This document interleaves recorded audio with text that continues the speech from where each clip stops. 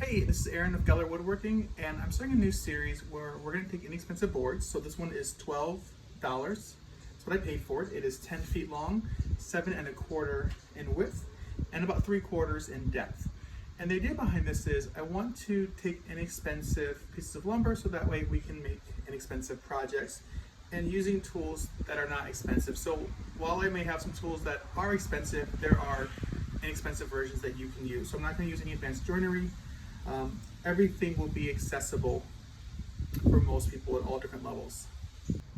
So for the first project in this series, I'm going to create basically an end table / desk. I figure I can make something for my daughter who's in first grade. And so this was something I made last year, or I think early this year, it's been a while. So its dimensions are basically just over 20, it's 20 1/4. It's about 20 1/2 tall. And it is right here about 13 7/8. So I want to make something that's a little bit longer, just by a couple inches. That way when she's doing homework, she can fit at least 2½ sheets of paper on there. Probably add a little spot for where the pencils can go.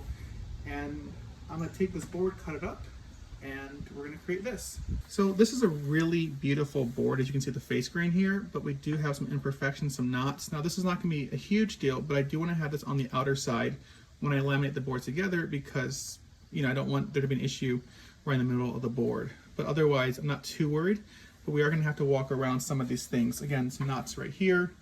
Not too bad, but overall, a nice piece of lumber.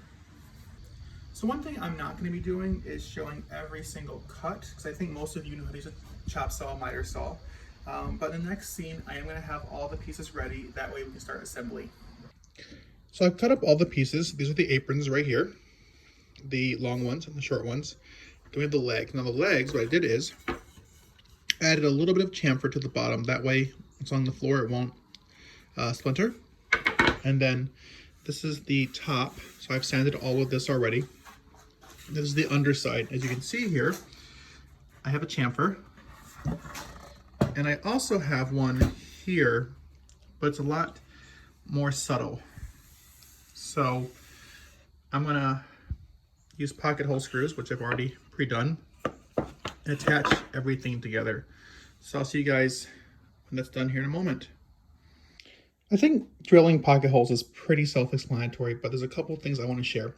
So I use these to kind of help reference, get a 90-degree angle, so I can place them, you know, one here, so I have 4 of them. Also too, I'm using these clamps and I'm holding it down, that way things can't shift on me. And if you look under here, let's see here, you can see how there's the bottom. Now these can come undone, and that way I can take it out real easily. So just a quick little insight as to how I do the pocket hole screws is I use something to hold it down while I'm screwing, otherwise it's going to shift on me. I need to strengthen this frame because it's too wobbly, so I'm actually adding a beam in the middle. That way it can't torsion, so it can't twist about. So it's a little thing that's going to help with this and keeping it stable. So this is the final product. As you can see, I have my top right here. Now, a couple quick things I want to note about this. I did add these supports on the legs for 2 reasons. One is structural support, but also it helps make it look less like an end table and more like a desk, which is the idea behind it. Now, I wish I could have made these a little bit thicker, but I didn't have enough material. And as you can see here, this is what I have left over. So pretty efficient use of the board. So if you look right here, I added a nice chamfer right here, as well as the top. The top is a little bit subtle, where the bottom is more pronounced, just to kind of make it look a little less thick, thin it out a little bit. And I also added a chamfer on the bottom here and on the outward edges as well.